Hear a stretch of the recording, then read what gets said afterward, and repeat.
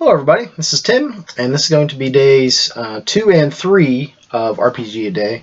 I'm going to be going to work on, or I'll be at work on Thursday, so I wanted to try to get these in at the same time. But without further ado, let's go to the questions. The question for day 2 is, what is an RPG you would like to see published? And for me, I tend to go to settings first, but a system would come along with this.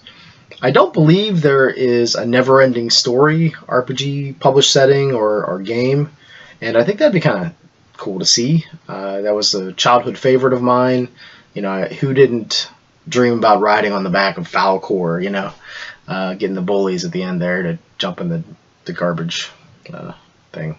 So yeah, the never-ending story I think would be good. Can you imagine seeing some stats for the rock biter? I'm sure he's some sort of giant of some variety.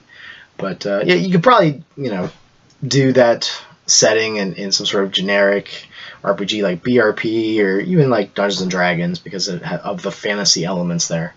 But yeah, the never-ending story, that's what popped in my head when I read that question. Okay, and maybe I should ask, what RPG would you run the never-ending story with? Just while I'm thinking about it. Okay, the question for day 3, how do you find out about new RPGs? And I think for me, it's mostly through Google+. I have I think there's like 2,000 or 3,000 people that I follow on there. So I see a lot of RPG stuff that I've never heard of from any other sources. Zach Sabbath had done a lot of circle shares back in the day when Google Plus was more friendly towards that, and I found a lot of cool RPG people that way, and really just interacting with people and just seeing who writes what, and you just follow as you go, and you have this cool little social network that's mostly just RPG people. So Google Plus is awesome for RPGs. Go over there, check it out if you haven't already.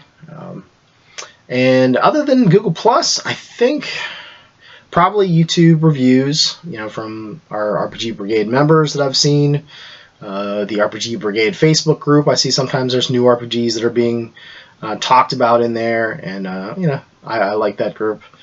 And I guess that's pretty much it. I don't really have that much interaction with like RPG Net like I used to. I've heard just too many bad things about the moderators and stuff.